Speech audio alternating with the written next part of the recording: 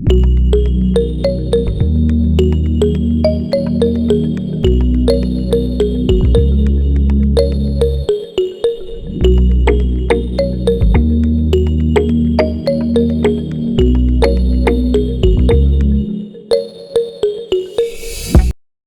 queridos! Esta aqui é a segunda parte do bloco de classificação de extremos locais. Eu sou Begonha Larcon e esta é a disciplina de cálculo 2B. Nesta videoaula, vocês vão aprender o que é um ponto crítico e suas propriedades. Aliás, nós vamos ver que esses pontos críticos, genericamente, serão pontos de máximo, pontos de mínimo ou pontos de cela. Claro, vocês aprenderão o que é um ponto de cela também. Finalmente, concluiremos com algum exemplo de pontos críticos degenerados. Na videoaula passada, eu expliquei o que era o mínimo local e o máximo local, né? Nesta videoaula, vamos focar no conceito de ponto crítico, né? Para introduzir essa definição, precisamos desse teorema aqui, que diz que se f for definida em um subconjunto aberto no plano, né, com variável real, e ela for diferenciável no ponto AB, desse conjunto D, tal que AB é o máximo ou mínimo local de F, então o gradiente no ponto é zero. O que significa que o vetor gradiente se anula nos pontos de máximo e de mínimo local de uma função f. Né? Então, aqui já, a partir daqui, sugere dar essa definição, né? Nós vamos definir como ponto crítico o estacionário da função f todos os pontos que zeram o gradiente, né? Nós veremos que nem todos os pontos que zeram o gradiente serão máximos ou mínimos locais, né? Fiquem atentos, né? Porque nesse caso, as derivadas direcionais são combinação linear, né? Das coordenadas do vetor gradiente, né? Com o vetor gradiente zero, essas derivadas direcionais também serão zero, né? Então, nos pontos críticos, nada varia. A taxa de variação em qualquer uma direção é zero, né? Outra propriedade é que o plano tangente, o gráfico de f no ponto crítico AB, é paralelo ao plano XY. Por quê?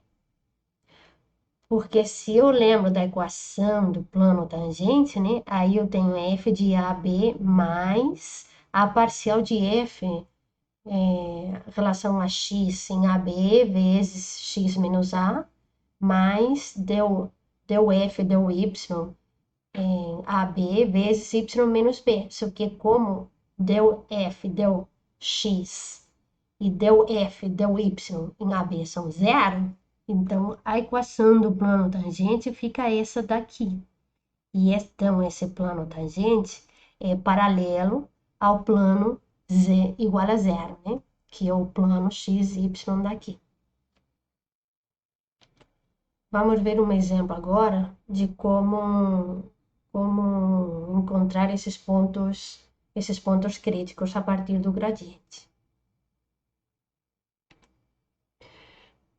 Então, vamos analisar os pontos críticos dessa função aqui, né, para qualquer gama mi ou diferente de zero, né?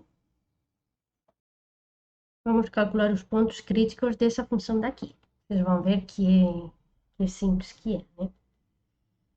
E vamos calcular o gradiente, né? Del f del x é o que? É 2 lambda x. Del f del y é 2 mi y. Né? Para ser ponto crítico, xy é ponto crítico se o gradiente se anula, né? chamar de x0, y0, para não confundir, né? Se esse vetor se anula, quer dizer, se anulam as duas parciais, né? Então, temos que resolver esse sistema.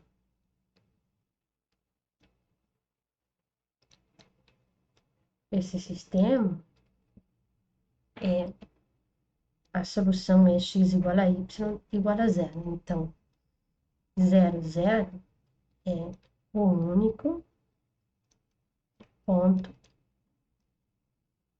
crítico de F. Espero que vocês tenham gostado. Em funções de uma variável, os pontos críticos são não degenerados, quer dizer que a segunda derivada é diferente de zero, são máximos ou mínimos, né? Será que acontece a mesma coisa em funções definidas em R2? Vamos voltar para esse exemplo daqui, né? Que nós acabamos de resolver, né? Se observarmos com detalhe aqui nesse lambda e nesse mi, né? Rapidamente vamos observar que dependendo do sinal desses dois daqui, né? Aí eu teria um paraboloide contente, né? Um paraboloide tricinho ou um paraboloide hiperbólico, né? São esses três daqui. Se lambda e mi forem positivos os dois, né? Aí eu tenho aqui esse ponto, a origem aqui, né? É a origem, é o mínimo local, também global. Se lambda e mi são os dois negativos, né? Aí eu tenho esse outro paraboloide elíptico, aonde a origem, né, é o máximo local e global também. Agora, se lambda e mi eles têm sinal diferente, um é positivo e o outro é negativo, então esse gráfico aqui, né, essa superfície será um paraboloide hiperbólico. Qual é a diferença dos três? Vamos ver um pouquinho mais que distingue esses três, né? Para já, eu quero que vocês observem essas parciais de segunda ordem, né? A parcial de segunda ordem del quadrado f del x ao quadrado, na origem, é 2 lambda, que é positiva. E del quadrado f del y quadrado é 2mi, que é positiva também. Essas duas são positivas, né? Por isso que está sorridente. Já nesse outro paraboloide, essa parcial é negativa e essa parcial de segunda ordem também é negativa. Daí é que ele está tristinho, né? Aqui, del quadrado f del x ao quadrado é positivo, supondo que lambda é positivo. E já a outra derivada de ordem 2 é negativa, né? Porque se lambda é positivo, mi deve ser negativo, né? Mesma coisa aconteceria quando lambda for negativa. Aí eu teria aqui esta é negativa e essa daqui é positiva. O detalhe é que vou ter direções, que eu vou ver agora com mais detalhe, né? Eu vou ter direções aonde, digamos, a função é contentinha, né? O gráfico é contente e direções aonde ela está tristinha. Outra propriedade bacana aqui, já que eles têm esses três tipos de superfície, né? Esses três tipos de pontos críticos, é que nesse paraboloide, o plano tangente, né? Todos têm que ser horizontal, né? Que a gente já viu, né? Mas aqui, o gráfico todo está acima do plano tangente, enquanto aqui o gráfico todo está abaixo do plano tangente. Já aqui, o plano tangente na origem, ao gráfico na origem, já corta a superfície, né? Já dá para ver, né, que esses três fenômenos são um bocadinho diferentes. Esses três pontos críticos são diferentes, né? E esses são os genéricos, tá? Bem, vamos entender agora melhor Isso que eu disse, que tem direções onde está tristinha, tem direções onde está contente, né? Vamos entender um pouquinho melhor o que acontece com essa célula. Assim como os máximos e mínimos aparecem nas montanhas, aqui nas colinas, os pontos de célula também, né? Eu achei essa foto bacana aqui, né, dessa duna, onde você pode enxergar legal aquele paraboloide hiperbólico. Essa curva daqui é essa daqui, e essa daqui é essa daqui, né? Legal, né? Aí vocês agora vão enxergar as dunas e as montanhas com outro olhar, mais matemático, com certeza. Então, o ponto Cela, né, esse paraboloide hiperbólico, tem esse mapa de contorno, né? Essas são as curvas de nível. Então, veja, se eu faço os cortes com um plano x igual a zero, né? Aí aparecem essas parábolas aqui, né? Que a gente pode enxergar nessas curvas de nível aqui. Fazendo x igual a zero e variando y, né? Aí eu vou percorrendo o eixo, esse daqui de ordenadas, né? Para cima, para baixo. E aí detalhe, vou vendo o quê? Vou vendo que os cais, eles são maiores, crescem na direção de aproximar-se a curva ao zero, né? A origem, né? Vai crescendo até a origem. Então, já dá para ver que por aqui eu tenho o máximo, né? Por aqui também vai crescendo o K até a origem. Então, temos zero, zero é o máximo na direção Y, né? Que é na interseção com o plano x igual a zero, né? Na superfície. Agora, se eu faço os cortes, né, com o plano y igual a zero, né, aí eu vou percorrer o x. O x agora está variando, né? Se y é zero, varia o x. Aí eu vou percorrer esse eixo de abscissas, ou por aqui também, né? Os dois.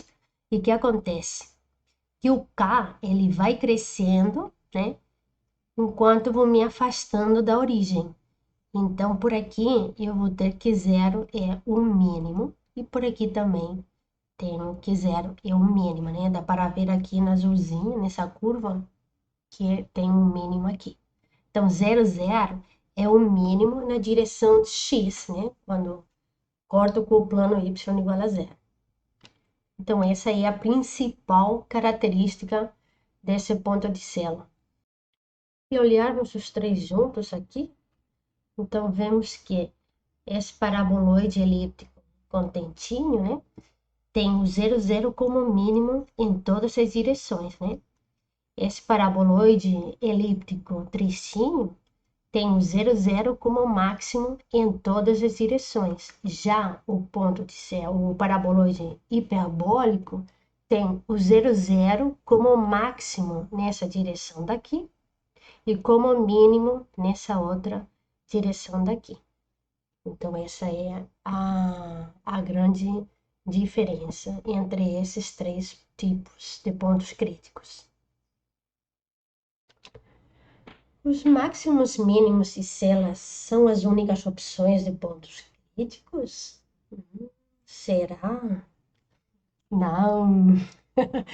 Olha, lembrem já, para funções definidas de R para R, né?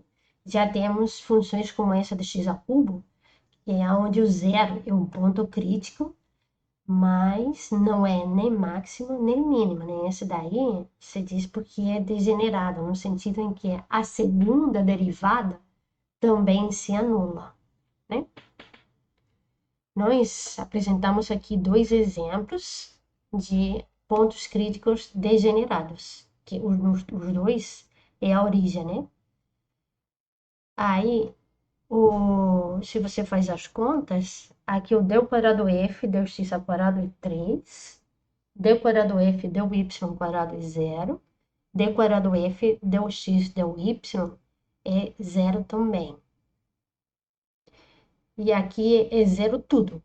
Aí você pode dizer assim, Mas, gente, eu consigo entender aqui que seja degenerado porque zeram todas as derivadas de segunda ordem.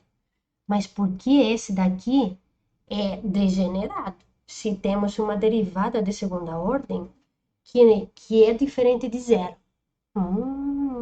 A resposta você encontrará na próxima videoaula. Então, garotada, o que vocês acabaram de aprender, né? Vocês aprenderam o que é um ponto crítico e suas propriedades. Lembrem bem que as derivadas direcionais em qualquer uma direção, né, se anulam, e também que o plano tangente nesses pontos críticos aí é paralelo ao plano z igual a zero. Você também aprendeu o que é um ponto de Cela e também suas propriedades. E, finalmente, vimos exemplos de pontos críticos degenerados, embora não definimos o que é um ponto crítico degenerado. Isso será na próxima videoaula.